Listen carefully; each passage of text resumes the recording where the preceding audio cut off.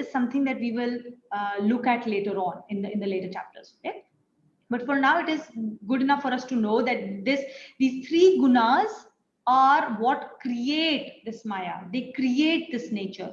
They are not part of nature. They are nature. Nature is made of these three, just as a string is made of three strings of different colors. So if you braid three different strings, red, blue, green color, and you see this string, if you take each of those strands out, there is no more string left. So similarly, the nature is fully composed of these three factors. Everywhere we see in various proportions, these three gunas are present, and they are there for a very good reason, but they are the ones that bind the immutable self to this mutable body. Okay, and when we die, all our sanskars and all our vasanas go back into the seed form until they find another expression in another physical body where it again flowers up.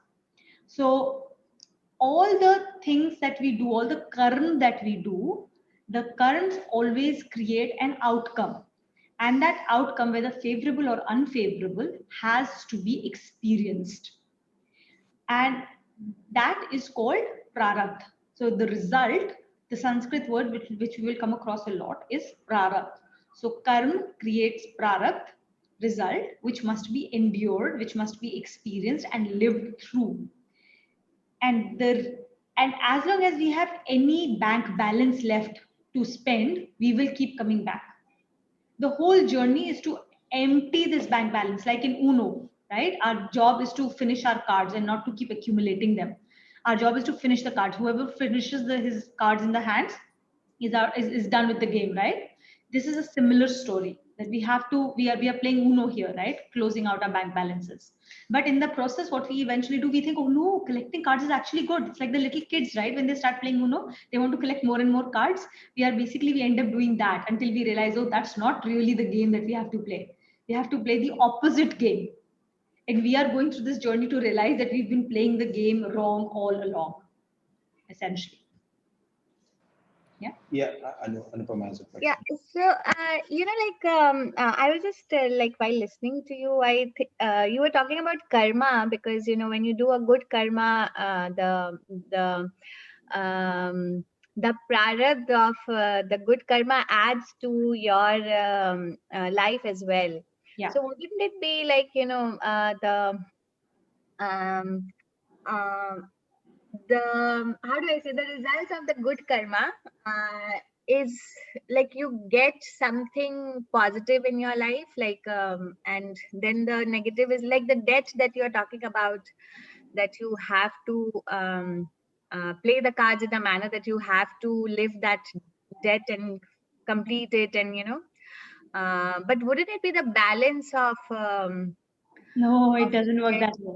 Okay. It isn't as if like I'll do one negative karma, then I'll do one positive karma, they will cancel each other out. No, now you have two karmas to live through. You have to live through the unfavorable, then you have to live through the favorable. No, that's what my point is. So then the account would be like a good balance as well as the clearing the debt, both, right? Like it would not be the emptying of the accounts.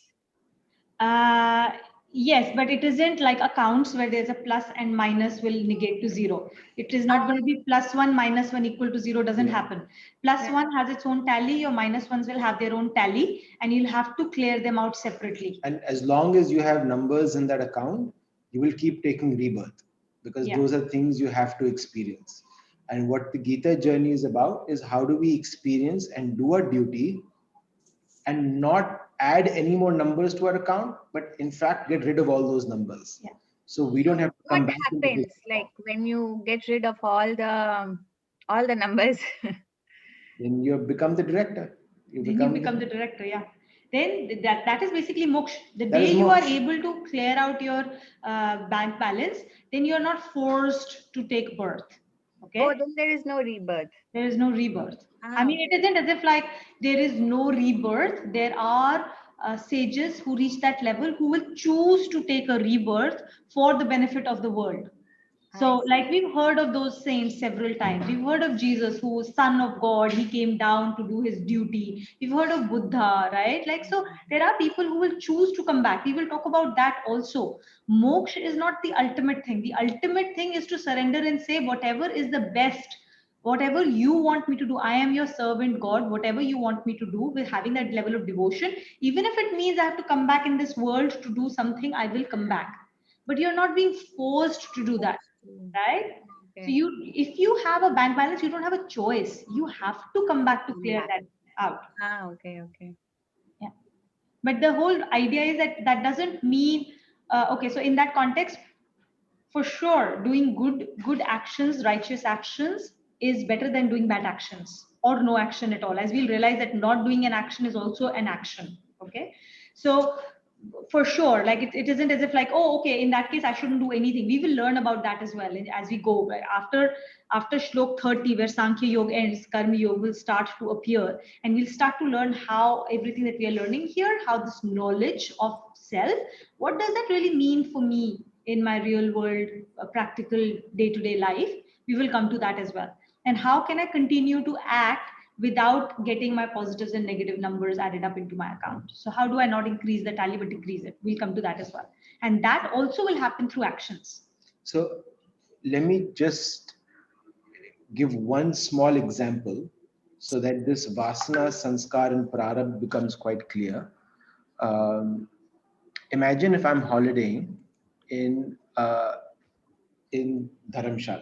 right? I'm gone for a holiday with my family. My inherent vasana and my desire is, say, I like to have a drink, right? So I'm going around this holiday. I'm in Dharamshala, I'm with my family. I have no intention of doing anything. It's just sightseeing, etc. My prarabdha is that out of nowhere, a bar will appear. That will be my prarabdha. That out of the middle of nowhere in a hill station, why is there a bar of all places, right? Why is a bar of all things? And my sanskar will be my hand going to my pocket. Habitual, right? He's a habitual drinker. That's so it's an example, he's like, guys. it's a bar, I have to go and take a drink. That's the sanskar. So my hand will go to my pocket, right? Now that's out of my habit. Now this is where free will kicks in. The free will either make me, if I have a weak free will, if I don't have free will, then I'll be like, yeah, come, let's go have a good time, let's go have a drink. Or my free will be like, no, my purpose right now is to spend time with my family, show my kids around, have some fun with them. This can wait, right? Now, how I respond to that situation, whether I react or respond to it, will shape whether I collect future prarabdha or I have let gone of that vasana, or that vasana has become slightly weaker and weaker. Right? That's a very practical but simple way to understand it, and we'll talk and more. Scientifically, all of this, everything that we talk about, right, it will all translate back to science in some form or the other, whether today we are able to recognize it or not. But in this context, you would have heard about brain wiring, right? Kids learn, the neurons, they work, and there is a wiring that happens. So every time, how does habits get formed? They become from something that you have to think about and do. Eventually things become muscle memory, right? We've seen that concept in sports all the time. You learn something and then it becomes a muscle memory. You don't have to think about hitting a shot before that. So all of this is when your mind gets wired to act in certain situations, so you don't have to think, it quickly acts, right? This is how sanskars get formed. So when something happens, if you have a vasana of somebody who gets angry very quickly, you wouldn't even know. An action happens without you thinking, you can feel yourself boiling up and raging up and getting upset, right? Whereas another person who has a very calm disposition will not get that upset. These are all sanskars, is mind being wired that way in a physical fashion. So your psychological, metaphysical aspects have a very physical impact on us. It's all very real. Yeah. Okay. One question. So how do we actually change the sanskar of, like, say, if you were talking about someone getting really hot wired, getting upset fast, very easily. So how do you unwind that sanskar which you're carrying from previous birth or even this birth? So what's the faster way to get rid? Because that's the entire purpose, that we want to, overcome our shortcomings. Yes, So, so a very good question, because that's what we are going to get started with after Shlok 30. okay. Let's move to 30 fast then. Naina, you had a Just one. question? Yeah, I have a question. What is? Can you give me an example of a prarabdha of a positive karma? Like, what is? I didn't. I mean, negative you can understand. I didn't understand. How can we have a score for a positive, and what do we do about it? Score for a positive. Okay, so you do something favorable with, and you've been working extremely hard towards, creating a good life, which is something that all of us want to, right? So we want to earn money, we want to have a house, we want to have a car, right? So we do righteous actions. We do what is considered the right thing to do. We'll study hard, we'll work hard, we'll do everything that is the right thing to do in our office. These are all positive karmas that you're doing, right? To accrue a there is it, but it is with an expectation. The expectation is of studying hard, you will get into a good college, you will get a good job afterwards, and you acquire that, and then you will get money and your possessions, right? So all of that is positive results accruing out of your positive actions, which were driven by a certain desire. Now what happens with that is that once you have done that karma, you have to live through the favorable circumstances which will follow. It isn't as if it is going to go to zero. So you have to experience that favorable circumstance also. It is extremely nice when you're experiencing it, but that too will then, once it is done, what happens in the middle? Why is that dangerous? Why would you not continue to keep doing positive things and stay there? Because it is very easy to accrue negative karma along the way as well, right? And remember, as soon as you've acquired your favorable circumstances, you are going to get attached to it. You've acquired a car. Okay, now what does that satisfaction of that desire, what does that lead to?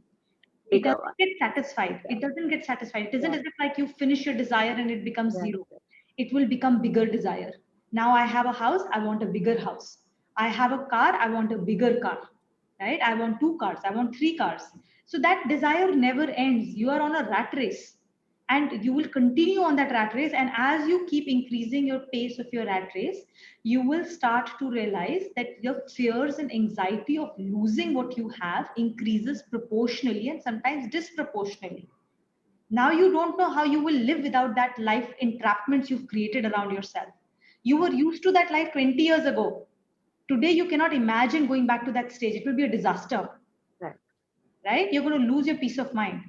Hmm. So getting those favorable circumstances and acting for those favorable circumstances is not going to lead to mental peace eventually. It will only increase your Anxiety. anxiety. It doesn't lead to mental happiness. It doesn't lead to what we call, like, we all desire happiness. So it's an illusion that going for these things is going to lead to happiness. It actually doesn't. Yeah, so I think the one thing to understand here is every prarabdha starts from a vasana, which is a desire. As long as you're chasing desires, it will eventually lead to unhappiness. There is no favorable prarabdha that way. As much as there is, the only thing favorable should be your ability to respond to that situation, the free will that you have, and how you choose to respond to it. Otherwise, like Tuhina explained, it's a rabbit hole. It seems favorable, but you keep chasing it to a point where you realize, hey, you're so attached to that. You're so attached, and this is something a lot of us experience. We're so attached to working and our task list that we're unable, like tomorrow, if we have a call and we have the time that we had, this is the only time we had to spend with our kid, we'll be like, no, I have to take the call. Because you're so attached to that desire to work. All right, let's continue. That means I have question. So that means live in the present moment, right? Always. Always. So I have one question. Suppose if you do good karma, I mean, actually not good karma, but there are situations in life when you feel that this you didn't expect, and you get into those favorable situations. was like, it's unbelievable and you get very lucky, like, winning a lottery prize, for example. So wouldn't that be like from the good karma, like prarabdha of Yes. Yeah. So every situation that comes into your life is either a blessing or a lesson. okay. So everything is a blessing or a lesson. So So the blessing, you cannot term it as a favorable prarabdha, and No, no, lesson as a, it blessing is. is 100% a favorable product. You've done something Okay. in your life which has caused you to, like, it isn't as if like something's happened without you doing something to get that. 100%. If you got a lottery, you've probably done something in your life previously which has caused you to get this blessing today. now it's about how you use the lottery. Hmm. Do you use the lottery to go acquire 15 houses and 2 planes and this and that, or do you use it for doing good for your family and the community around you, and of course live a comfortable life? With what purpose are you doing things? Is that the end goal, or are you using that to create something greater? Yeah. Actually, this question will be addressed in Shlok 32 as well, because it will talk about exactly what you're talking about. The situations that come without you asking for it. Smita, you had a question? Yeah, I have many questions actually, but let me start with this. It's the last session, and this one has raised too many questions in my mind. But when we start, we say we are all divine self, right? So when we start, we don't have any positive or negative karma, right? Or prarabdha or sanskars. But why do we take a birth then? To experience, I mean, what leads to the birth? So I think this was a question that I think Rishabh also asked in last class. Yes, And yes. I'm going to again say that I will not be able to answer this question. Okay, it's like class 10th question that you're asking very in class 1. Even if somebody tries to explain it, so first of all, I'm not a class 10 teacher anyway, so I cannot explain it to the level that a class 10 teacher can. Okay, I'm a class 1 teacher. So with that acknowledgement of my own limitation, there, even if a class 10 teacher came and explained it to you, you will not be able to understand it fully. So we need to wait to get that answer. But I'll give you the class 1 explanation for now, which you will then develop on yourself as you grow through this journey. I can assure you that you'll 100% get to that answer. But essentially, the nature of God is to create. Okay, he had taken a Brahman is what we call that unmanifest energy around us. He took a sankalp. When we take a sankalp is when we say that we'll do something, right? Took a sankalp and said, Eko ham bahusyami. Eko ham bahusyami. I am one, now may there be many. And that was the starting point, the Big Bang, as they call it in science, right? That was the starting point of creation. Why did that happen is something that we will not be, it's one of the largest mysteries of nature. And I don't think we do not have the right tools yet to be able to answer that question. But we will find those tools. We will get to that level where But we will be able to answer that. the simple way to understand that is, or at least at that our level, is to just say that is God's innate nature. Now, for us to understand that is, we have to be part of him to be able to fully appreciate and understand that. And there is this other phrase that we use a lot in Gita is mano fir jano. First you start believing, you start implementing these principles, and you will start realizing so many of these answers within you that and they will come up as experiences. You just know it. Like one day you just realize, oh yeah, I strongly believe it, I really know this, but it's very hard sometimes to be able to express it. Yeah. And Mano Fir Jano is something that we've done all our lives. When you go to school, you do that believe. Mano. You believe that what is being taught is actually correct. And then you will, over a period of time, understand why this is correct, right? You always trust your teacher first to teach you the right thing. And then you develop your own understanding to be able to test against that hypothesis. Is it really, really true? But it takes time. You first start with believing, and then you learn along the way. One example, when we had asked this question early on in our first class as well with Kumar, he had given us one couple of actually examples. So I will share that with you, just how it was shared with us. Was that so?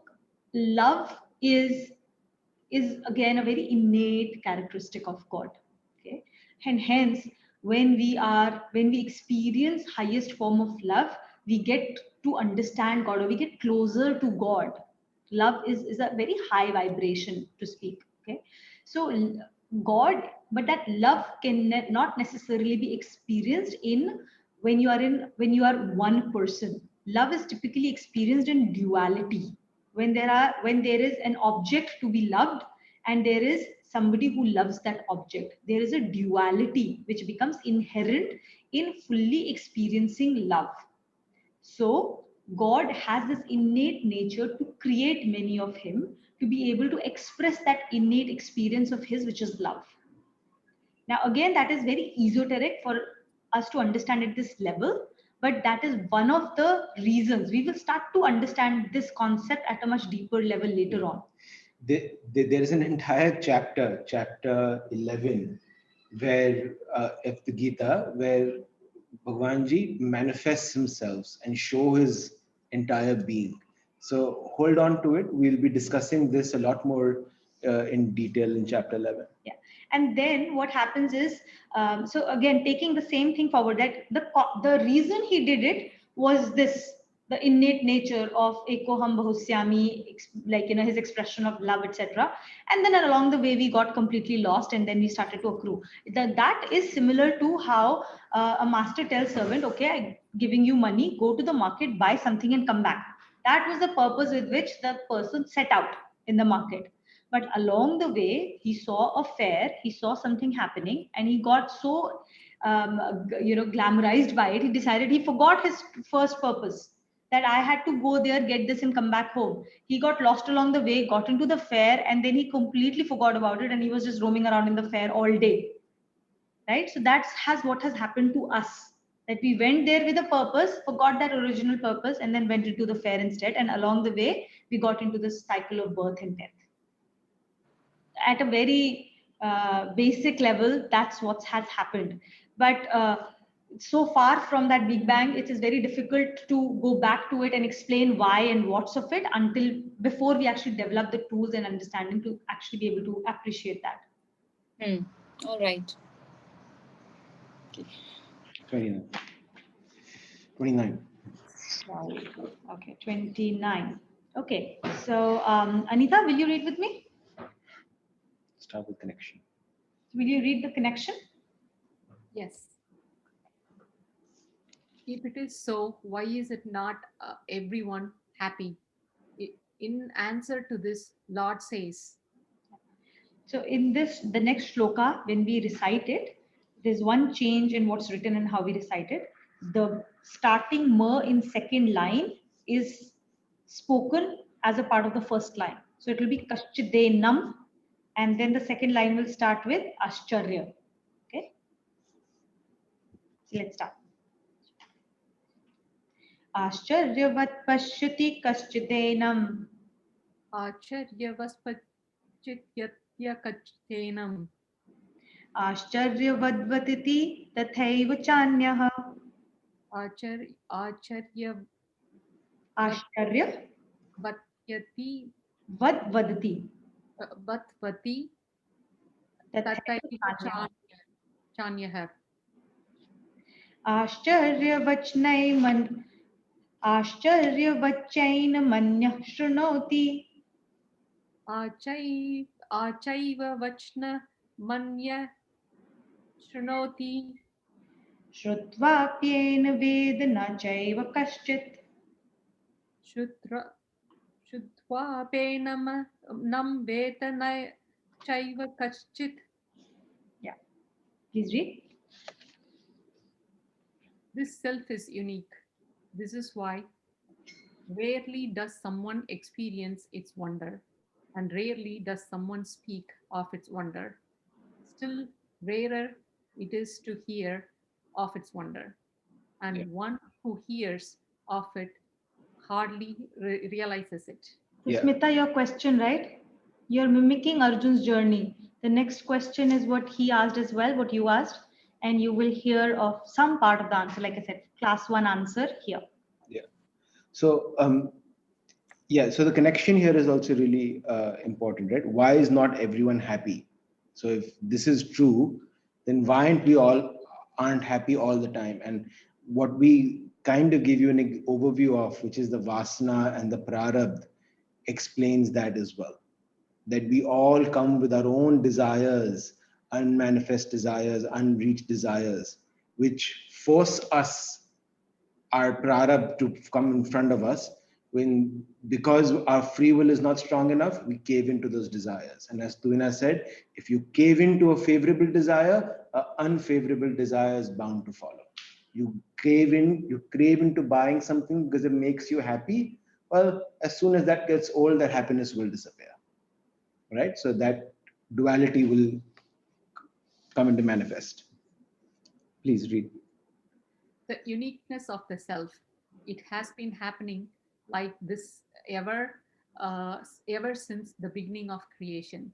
Everyone takes the birth of the body to be the birth of a person, and the death of the body, the death of the person. Why do so few realize the truth?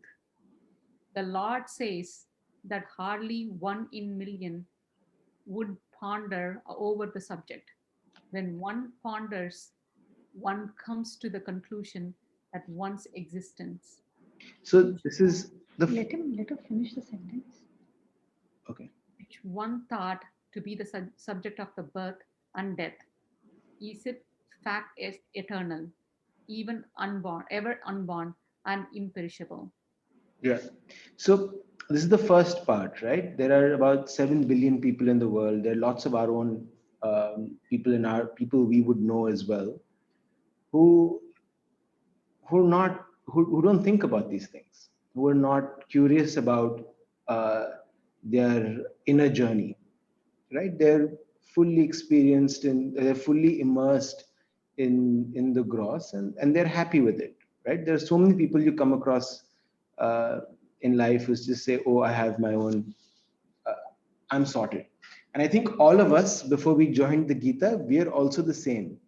We also say we are sorted, right? It's only now that we're reading the Gita, we realize, oh, there are lots of experiences we have which don't make sense, or we don't know why we're going through certain hardships and experiences of life, right? So Bhagwanji is saying that there are lots of people who don't even stop to think about it. They're just so enamored by the world. They're constantly just chasing likes and trying to get away from dislikes, right? Uh, yeah, continue. This stark truth appears highly amazing and mystifying. Yeah. To whosoever this truth is revealed is lost in wonder. Howsoever one may try to explain and clarify the stark truth, if the mind is filled with disbelief, the understanding not clear, vision blurred, and insight unpenetrative. Yeah. So It there are will 3 stages of learning or acquiring any knowledge as well, right? First is having, first is seeking, having the question to ask, so that that knowledge comes to you. Second is you read or you learn or you listen to that knowledge. But the third stage is experiencing the power of that knowledge. And for you to experience the power of that knowledge, you have to believe that there is something here for me to experience. And the last stage is wisdom, right? Wisdom is when you fully become that knowledge. And this is the standard 4 stages of what we go through in learning as well, in school and everything else. Like Tuvina said, you can be taught math, but if you don't have that inherent belief that this is going to be useful for me and you practice it, you're never going to internalize it.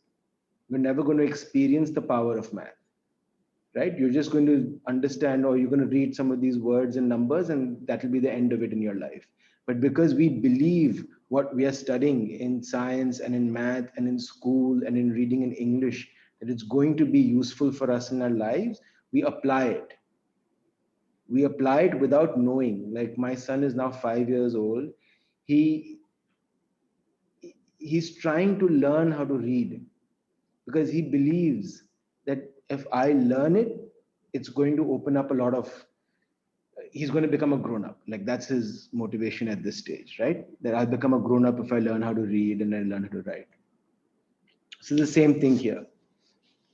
Please continue. It will not be possible to grasp even the outline of the self with the mind assailed by doubts and the intellect unable to grasp subtleties. Most people do not have any interest in understanding the self, but those with the keenness to understand immediately comprehend the self. Connection, summing up, the Lord says. So this is very similar to even like, how many of us actually, like it is very similar to science. If you think about it, how many of us actually sit down and ponder the science and all the mysteries that it reveals to us? Similarly, there are very few of us who sit down to think about the mysteries of the self. But science is so much more comprehensible because we have, how is science even coming about? Because there are tools which allow us, obviously gross tools that allow us to be able to comprehend these mysteries of nature that science is revealing. How many of us actually sit down to think about how all of this is happening rather than be distracted by the glamour the science has created around us? There is TV that creates its magic. How many of us think about what has gone on behind it for us to be able to experience that value, right? There are very few of us. And those who do that, who get into that stage where they say, okay, I want to learn about this more and I want to ponder more, there are very few of them who get to that level of understanding, who have the patience to go through the whole experience. And then those who actually get there, they are really lost in wonder. It's very similar to that. It's like, there are very few Albert Einsteins in this world, or people who are like scientific enough at that level. That's exactly the same as how the saints are also very similar. They're very, very close to each other. So Albert Einstein had once quoted that the more I study science, the more I believe in God. So it's the same journey. And that's why there are very few who really understand the reality of the self. Just as in hard sciences, we see very few who make those discoveries that make this world a better place. Most of us are bhoktas. Most of us we are using, or we are doing very small things, tinkering around the edges, so to speak, right? So as we are going through the journey of Gita, we are stopping to tinker around the edges. We're not just looking at the 7 habits of highly effective people, but to go much deeper as to why those habits are so effective in the first place. Okay, and we are beginning to go down to the roots, the 101s of what is the right way to live life. So we are cutting much deeper. Now, another important thing here is like when I was answering Smita's question earlier as well, irrespective of what I say or anyone else says to us, you cannot understand what is God or why all this creation is happening the way it is, because intellect is not the right tool to understand the subtlety of self. It's like trying to use a microscope to try and look at the stars. It's just not the right tool. Okay, so intellect is your thinking through intellectual conversation will never get you there. But intellect is extremely important to be able to develop or direct the right tool. The right tool is mind. And the right way to do it is to experience it. And you need intellect to direct the mind correctly to get there. So at this stage, it is difficult to use these tools we already have. We have mind, we have intellect. Why are we still unable to express it? Because those tools are not sharp enough yet to be able to do its job. And our work right now is to sharpen the tools, learn, and then learn through our intellect these concepts, use our swadhyay, everyday practice, to put it into practice, and then that flows back into an experience that mind experiences. And through that continuous practice, our tools will get sharpened enough for us to actually experience what self really is, and these mysteries of why all of this is happening in the first place. Does that give you a little bit more clarity, Smita, or at least like a hope of getting the answer somewhere? I'm sure. I'm sure. I mean, I think it's like what you seek is seeking you. So, maybe with uh, since that question is there in the mind, I'll try and look for it. I mean, it'll come to me, I'm sure. But as of now, maybe because it's grade one, and there are so many questions that just opens up. And I did speak to Abhinav before I joined this class that these are the questions which are haunting me, because I've read few books and about life after birth and all that, which was kind of questioning me a lot. So I thought I'll get answers, and I think I'm being a little too ambitious. I want it immediately. Maybe I'll have to wait and have some more patience to get it. Yeah. Yeah. But that was very Yes. Yeah. So we'll get to Shlok 30. This is the end of Sankhya Yoga. I'll recap what was Sankhya Yoga. Sankhya Yoga is Sankhya, digits, it's maths, it's 0 or 1. There is nothing in between. That's how Sankhya Yoga looks at the world, 0 or 1. It's either permanent, or if it is not permanent, then it is impermanent. Impermanent is anything that stays forever. If it is not staying there forever, if it is changing, it is transient, it is changing in any form. If it is growing, it is going smaller, it is decaying, any of those things it is experiencing, then it is impermanent. And if it is impermanent, it is not real. That's how Sankhya Yoga looks at the world, looks at the reality. So there is real and there's unreal. Self is real, everything else is unreal. Okay, and that is why, this is the reason why it looks at it like that, 0 or 1. So this is the last shlok, following which it will start to create a connection into the Karma Yoga as to how this knowledge that now we've gained so far, now we all know, okay, this is the reality. Now, what does that really mean for me? I mean, okay, I understand self is real, but I still feel my body is real. My relationships are real. What does it mean for how will this impact or change my day-to-day practical life? We will start to see that knowledge come through now. Yeah. Okay, after Shlok 30. So Sankhya yogis are the ones who fully identify themselves as an instrument for Bhagwanji. So they completely lose their identity. So all of this sounds really esoteric, but this is the mountain example that we say. Sankhya yogis have that arduous journey up the mountain, which is the straight up the climb, but we are taking the scenic route, which is right around the mountain. So we're coming to that journey, which is going to be more relevant to us, where we are born with a lot of vasanas, and we have a lot of unfinished duty to finish. But how do we do that and also reach the top of the mountain? Kate, will you read with me? Yeah. Okay. Dehi nityam vadhyoyam. Dehi nityam vadhyoyam. Sorry. Dehi nityam vadhyoyam. Dehe sarvasya bharata. Dehi sarvasya bharata. Tasmat sarvani bhutani.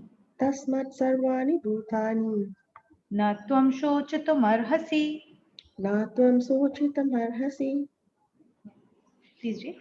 This indweller of the body is eternal and imperishable. Therefore, do not grieve for all these beings. Eternity of the self, grief futile. Explaining the principles of the Sankhya Yoga, the Lord concludes that the indweller of visible forms is imperishable. As against this, the body is impermanent. It is subject to continual change and decay. Therefore, there is no apprehension of the self being killed. The physical forms are, in any case, in a state of continuous flux, and so they are perishable. Hence, there is no point in basing one's conduct on their permanence. The conduct should be determined on the basis of what duty demands. So if I would underline that last line, hence there is no point in basing one's conduct on their permanence. The conduct should be determined on the basis of what duty demands, right? So we should not be doing based on what we like, dislike, our moods, what we acquire, what we get out of it, because all of that is impermanent. We should be doing what we are meant to do in terms of our work. Yeah. And this is what He's telling Arjun. yeah, Lord keeps telling Arjun continuously throughout this chapter. He's continuously telling him, Natvam shochutum arhasi. Shok mat kar. Do not grieve. Do your duty. Do not grieve and do your duty. That's the continuous message he's sending to him. So you will read this a lot more as well. So Natvam shochutum arhasi is important phrase. I have a question at this point. Yes. This is Swanzil. You had mentioned that, I go back to the example that Abhinav had given that, if we get a call while we're tending to the kids from work, and it depends on what we prioritize, and coming back to do what your duty is. So how do we ultimately decide what is our duty? I would assume that if, one has kids, then your duty is to bring them up in a certain manner. To be able to do that, then you have to get a job that pays you.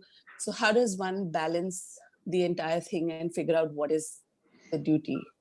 The interesting thing about the Gita is it doesn't tell you what to do. It just tells you if you do this, this will happen. If you do something else will happen. Right. Biggest thing we have is our free will. And that's why what we go through in our lives, it is for us to clean our antakaran, to have the clarity, so that our free will and the response that we give to each situation is that much more clearer on the purpose, right? And I think that's something that is part of the journey. So I would say, invite you to reflect on it, invite you to think about this a bit deeper. We can share how we deal with it, to be honest. But before I let Tuhina. No, there's no point in talking. See, Can I the finish? duty is determined based on this. You should be Yeah. talking about these factors, right? That will help. Okay. Yeah. So duty is like the example that you gave, right? Now that example by itself is not, none of us can really tell you in that example what is your duty, right? That's for you to figure out, because just that example is not contextualized enough. Duty is very contextualized by Varna, Ashram, Desh, Kal, Paristhiti. Okay. So let's start with what is Desh, the country in which you live in. Right. Kal, the times in which you live in. It changes. What was the duty of our grandparents versus what is our duty? The times have changed, will ensure that the way you do your duty also changes to a certain extent. Okay. Then the paristhiti, the special circumstances in which you find yourself, very, very contextual to determine what is your duty in that context. Okay. Then the ashram, what is the stage of life that you are at? Who are you handling? Do you have a 6-month-old that you are handling? Are you handling a 5-year-old? Are you handling a 15-year-old? They're all children. You have duties towards them, but your duty towards them will change as your life stage and their life stage changes, right? And what Varn is, I won't talk a lot about Varn at this stage, but there are these 5 circumstances, 5 things that go into determining your duty in any circumstance. So on what I'm trying to say is that there's no black and white that choose work over children, choose children over work at all times. There is no black and white answer to this. It will be very contextual to that particular circumstance, where you will have to find ways to satisfy your requirements. In a certain stage, you might have to, if you have a 6-month-old who is about to fall off the bed, you are going to run and catch them, irrespective of who's on the call and what is the, So what I'm trying to say is it is very contextual. And what Gita will do is it will help you sharpen your own understanding and your intellect and your mind, and it will cleanse your antakaran so much more that you will understand these principles at a much deeper level, which will help you figure out, okay, in this particular situation, what is the principle that must be invoked? And then you will be able to give answers. What I will also invite is that when we come with an example in our class, I would invite that we do not come with hypothetical examples, because hypothetical examples by nature will not have the full context. But if you face an issue where you are really struggling and you're like, I'm not sure what I should be doing, please feel free to raise that, and we will all together discuss that there are these 2 or 3 major principles that we may identify together, that these are important, and then figure out how to apply them in a certain situation. We do that a lot actually in our own class. Or you can also message separately Yeah. in case you're Okay. I guess, no, I didn't have a specific example. It was more to sort of debate and discuss as to how to, figure out what the goal is and to balance life in general. Of course, I mean, everyone would have different specific examples, but I guess, yeah, it was just to, from a broader perspective. But am I right to say then the whole situation is dynamic, right? Each minute things change, which means that your priorities might change and the way you look at things change, and hence your goals will change for your own self. And then Geeta sort of pushes you in that direction to be able to prioritize. Yes. Yeah, it's to add to that, I'll say everything that we do has either we can get engaged in the action and the object element, the 4 hierarchies that we talked about. Yes. Or yes. we can move to the purpose and the bhav. And there are many a times we'll realize our purpose is good, I have the right bhav, and yet the action and the object doesn't really match. But as long as you have the right bhav of doing it, you will realize over a period of time, it will kind of balance out. So I'll give you an example. So I'll give you an example in the context of the dynamism that you mentioned, right? Like you have a certain project that you're working on, and that is going to take a lot of time. And you've set that communication with your family, with your partner, with your kids. For the next 4-5 days, I'm going to be traveling, or I'm going to be coming back late. You will not seat me at night, Vedant. I'll see you in the morning for a little bit, but then I'll have to go to office, etc. So you've set that communication, you've gone and you've done your duty because that's what was required, right? You've done it with the right bhav. Whether you achieve that project result or you close that client or did not close that client is immaterial. But when that got over, right, and you came back home, if then you were not able to spend time with your son, or I couldn't spend time with my son because my mind is still stuck on work and the fact that I didn't close that deal, and now I'll have to work even harder for the next deal. That's where the dynamism comes in. That's where you disconnect from that action and object and constantly go to the purpose of what's happening right now. So the purpose right now is for me to enjoy my kid. And if in that moment you can live that purpose and you do it with the right bhav, which is engaging and interacting with him, over a period of time, I'm confident my son will say, yeah, my dad was busy, but I never felt neglected because when he was with me, he was with me. Understand. So I guess over here, then you're talking about the ability to detach yourself from, one situation when you move into another, and then the ability to then come back into that later. Always. Which is also very tough, but yeah, okay, working to get there. And the cheat sheet here is constantly remind yourself of the purpose of what you're doing something and what bhav, what intention with which you want to do it. People you interact with will pick up that intention subtly, and it will transform that situation in a way that makes it beautiful and divine. And that's the place you want to be in, Right. Thank you. I have a question as well. Yeah. So, in terms of what you mentioned right now, that the duty and intention is like kind of a very specific to any situation, place, or whatever you are in at that specific moment. So there is no specific big purpose in your life that this is what you want to achieve. Like in case of Arjun as well, he just became. I mean, he was a excellent. He mastered basically archery, and he never thought that he would be like having a battle with his own relatives.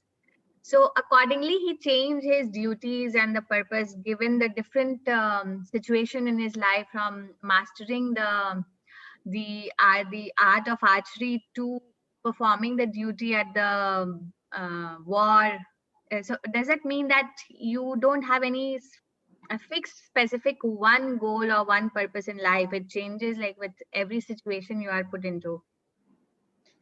So there is one purpose, and the one purpose is moksha, is to go back to the divine, to experience Satchit Anand, to move away from the duality of the world, so that we are in constant bliss.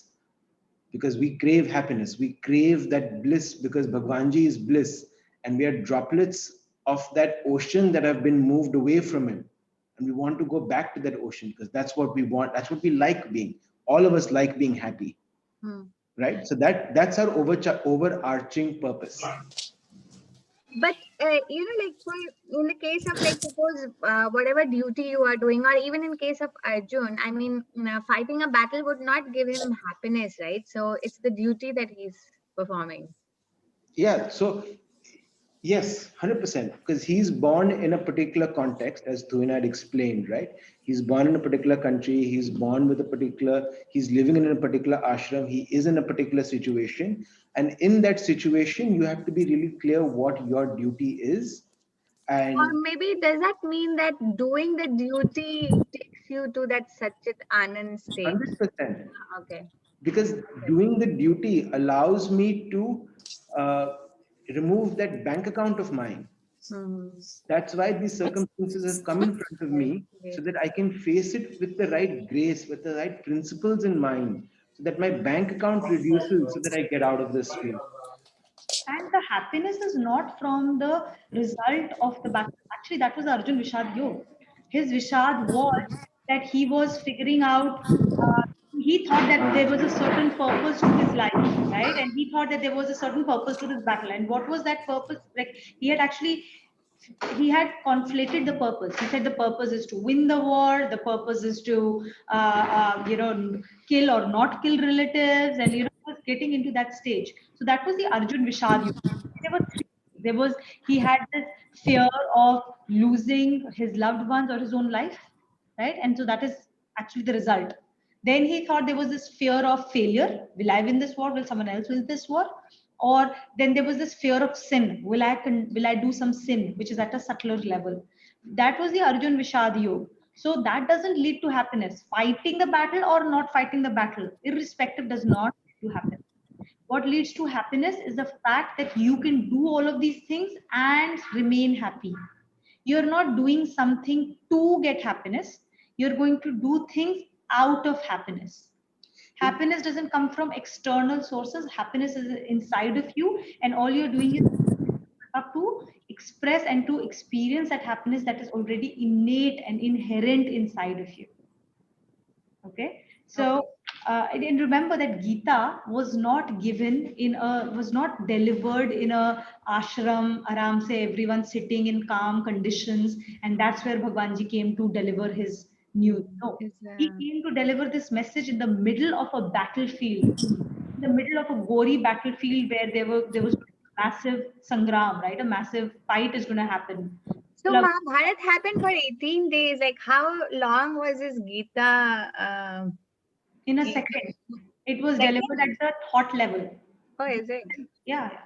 You don't talk to God as if like you're talking to him. His message that gets delivered to you is not in spoken language as much as it is No, like Krishna gave Gita lessons to Arjun. Was it like for a few hours, or was it? It's an intellectual question, which I will say is not going to help you at all in your journey. But if you are intellectually curious, it is just at a thought level. It's like it comes and it goes, right? So it's like when you understand something, you just understand it like that. So he understood his language. The language is spoken through the thought, not like words and all. So he was communicating through thought, and it happens instantaneously. Right. It happens to us as well, in a situation like you feel like behaving like in a specific way, kind of. Yeah.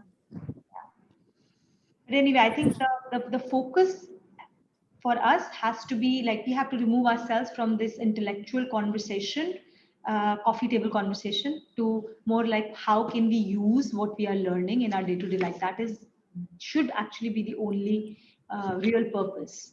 Everything else will just like it's a distraction. It's a distraction. Okay. Do one more. You have time? Yeah, we have time. Vijalakshi? Vijalakshi, are you comfortable reading or not yet? No. No? Okay. Naresh, will you read with me then? Sure. Yeah, you can read the connection, then we'll read the shloka. Summing up, the Lord says. No, the connection for after shloka 30. So the Lord now gives. The Lord now gives the practical viewpoint considering the duties of a warrior. Swadharmapi chaveksha. Swadharmam api chaveksha. Na vikampitum arhasi. Na vikampitum arhasi. Dharmatyadi yuddhachreyo. Dharmayadi yuddhachreyo. Kshatriyasya na vidyate. Kshatriyasya na vidyate. You can read. Even considering your own duty, you should not waver. For a warrior, there is no duty higher than a righteous war. Righteous war, glorious for a warrior.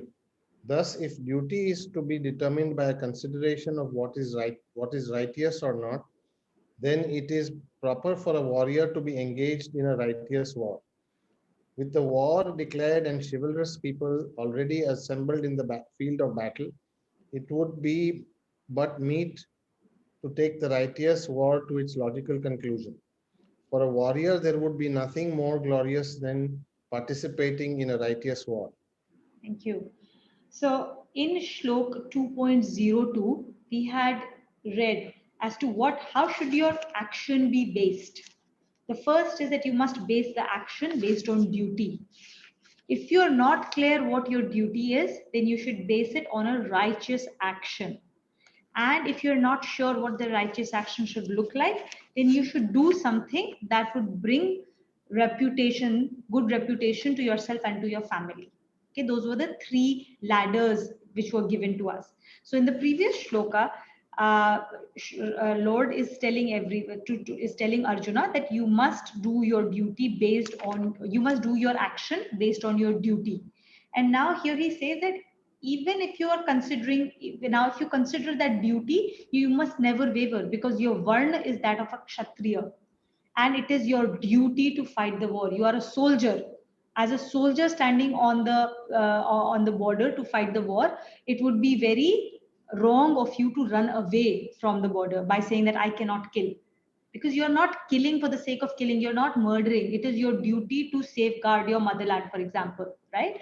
So depending on what you're supposed to do, it is. So he's now giving him an example that standing here in this, it's at a gross level. Okay, this is at a gross level, and we'll talk from how it goes from gross to subtle. At a gross level, Arjun is a Kshatriya, he is a soldier standing in the war. There are people that have assembled behind him, trusting him. And now if you run away, you have broken their trust, it is going to bring you infamy. It is your duty to fight the war. So it is unbecoming of you to say that I'm going to lay down my weapons and give all these other reasons to walk away from it. At a subtler level, what does this mean? Here, it's very important to understand that Gita is not saying go fight a war. They pick up weapons at any pretext because it is our duty to fight. That Mahabharata is teaching us, our Gita is teaching us to, go out and have a war.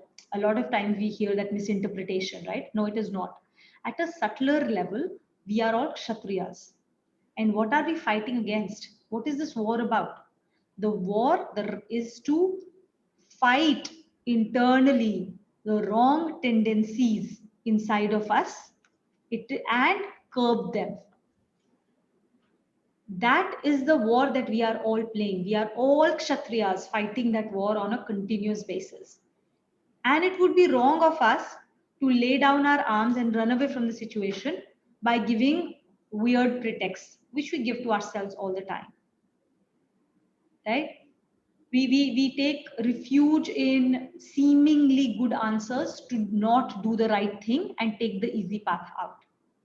So, for example, watching TV. Okay, watching TV can be a good activity because you are calming yourself down, you are unwinding yourself so that you can be ready for your next level of duty. Or it is something that you're doing as a pramad because you are lazy. Okay, whether that action of watching TV is a good action or a bad action, nobody can tell. I can only say that Smita is watching TV. She's been watching TV for 5 hours. She's watching TV for last 1 hour. She's watching TV for now last 5 hours. There's no judgment call I can give on this. She's just watching TV. That's what she's doing. Whether it is right or wrong is for her to determine in her context. Maybe all she's done is God knows what she's gone through for her to get that unwind time. Right? And that unwind is extremely important. Tamogun is extremely important when it is used correctly to unwind ourselves, to relax ourselves, right? Very, very important. But we always have to be conscious of when the tamogun takes over. Instead of being directed by satogun, we start to get tamasic in terms of just that it comes into the driving seat, right? So here the entire concept is that we have to be that warrior. You always have to remember that. So if anybody ever says that Gita promotes war, say yes, it does, but it promotes the war inside of me. I am my own soldier fighting my own battle inside of me and not outside of me. Is there anything you want to add? That's beautiful. Okay. So we can read the rest of it. A fuller analysis of Varna would be found in chapter 4, but in the prescribed characteristics of a Kshatriya warrior, a little of Rajoguna dynamism is also mixed with Sattvaguna, illumination of intellect, which gives him an attitude of willingness to engage in activities of life. This does not, of course, mean that a warrior has nothing to do but take to arms on the flimsiest pretext. The guidance given here is to curb wrong tendencies by overpowering them with righteous action.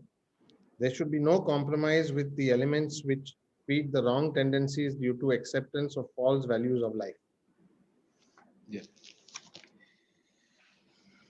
Do you want to take the next one? Should we have like 5 minutes? This is a big one. This is a big one, yeah. Yeah. Yeah, I think Shlok 32 will take a while, so we'll close here.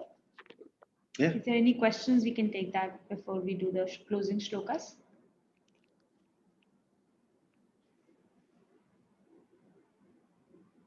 Okay, cool. Yeah, I think the last thing I want to say is the last 2 classes, and even the next class, from what I can foresee, will be slightly heavy because Bhagwanji just literally started off talking about the soul and this. What is the soul and how does it compromise? How does it all make sense in our lives? And it's really hard to understand immediately. So your questions are great questions, but it will become easier. As we move along, he'll start breaking down what this means to us as karma yogis and how should we approach every task, every action, every duty that we have. How do we identify it? How do we approach it so that it becomes easier for us to digest? Yeah, actually, it's like being thrown into the deep end of the pool suddenly when we don't know how to swim. So naturally, it creates a lot of anxiety, like what's happening. Yeah. But like you said, yes, it will get easier and better. So we got thrown into the deep end immediately. Yeah. Just wanted to add one sample. So the characters within Mahabharata, like Karna or Yudhishthira or whoever it is a composition of good, bad. Karna, we all know how he had been a great philanthropist, right? For wanting of word and so on. But still he stood by Duryodhana. Similarly, Yudhishthira is all about dharma. That is the manifestation that we always have talked about. In spite of it, he played gambling, pledged his own wife, that kind of a thing. So it's a combination. When we talk about good and bad, the overall bank balance sample that we have talked about, everyone will have that kind of both the sides of it. Even that level of people are on that yuga had that kind of this thing attitude. So the similar kind of things everyone will go through. So if you cannot connect, say when it is self, I may not realize what I may be doing right or wrong. So if you want to compare it against somebody in a neutral way, you can try to do that. That's a sample that I wanted to just add. Thank you. Sure, that was a good example. I'll add to that by saying that when you hear of, so first is of course this world is full of dualities, right? That's for sure, and we will cover that also going forward. But more importantly, in that context of example, like you said, Yudhishthir, and he did some, he was an amazingly dharmic person, and yet he did something wrong. Those are actually very important things for us to, uh, why they say sadhana is savdhani. Even when you're, it's like snakes and ladders, you might have reached 99 and then a snake can bite you and you can come all the way down to number 2, right? So we have to be very, you should at no point of time let savdhani go away in your sadhana. When you have acquired a lot of knowledge and understanding, even then something small, a trace of something small can potentially bring you down. Okay, and so that is a very good thing for us to always remember. Savdhani is sadhana. And second thing is, when we're talking of these people, instead of taking them as people, we must try and remember them as to who they really represent and what they represent in us. So in case of Yudhishthir, he is a person, Yudhishthir is Yudh mein sthir, a person who can remain equanimous in the middle of a battle. So when you can experience that calmness in a state of emergency, when everyone around you is jumping, you know that there's the poem, if you can keep your head when all around you are losing theirs and blaming it on you, that is Yudhishthir Chetna inside of us. Just to complete that thought. Thank you, Vijay. That's a good one. I'll add to it. Just one thing, and I'm not going to elaborate too much, but Mahabharata is a story. And one reason why these stories have lasted the test of time is because each character, just like this book, represents various consciousness in us. And if you watch even modern day movies, like the Marvel movies or like the Avengers or Harry Potter or anything that has really caught people's imagination across hundreds of millions in the planet, you will realize. Sambha movie also. Kitne aadmi the Sambha? Sholay as well. They all capture, all those movies capture, those stories capture our consciousness, and the story premise is always good versus bad. So like Sholay is a great example. Sholay mein, if you've seen the movie, I don't know if how many have, but you have Amitabh Bachchan, who is the intellect. You have Dharmendra, who is the mind, who is constantly like, oh, I met a girl, I fell in love with her, I want mango for her, he's fooling around, he's doing masti, he's the energy, right? You have, so he's the mind. The energy is Sanjeev is Basanti, the lady. She talks so much. Every time she comes on the screen, she gives a lot of energy to the entire scene. The intellect and the mind, without Bhagwanji, who is Sanjeev, they're crooks. And even though they're living in Sanjeev's house, I forget his name, they're willing to do robbery, Thakur. They're willing to rob his house at night. Right? And it's then when the intellect and mind turn towards Thakur, they end up fighting the good war. And so all of these stories, if you actually read about it, the reason why we get so attached to it is because they represent consciousness in us. And the good and bad is a narrative that will always appeal to us because it exists in all of us. And these stories are just a projection of what we are going through in our lives. Yeah, cool. Let's, Rashi.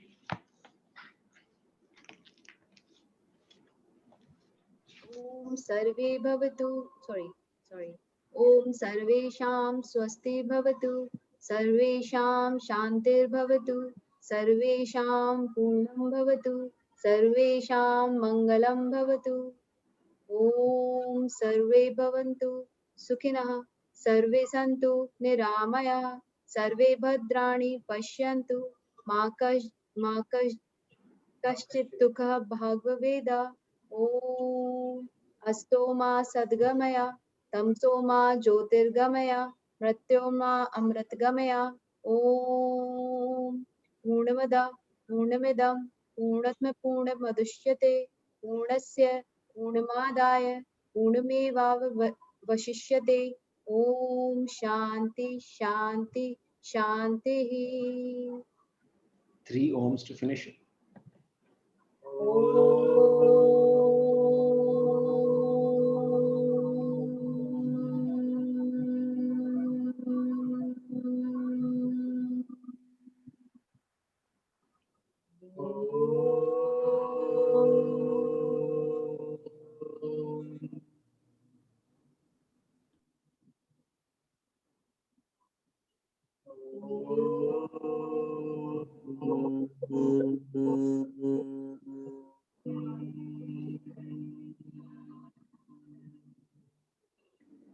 Wonderful. That was very well done, Rashi.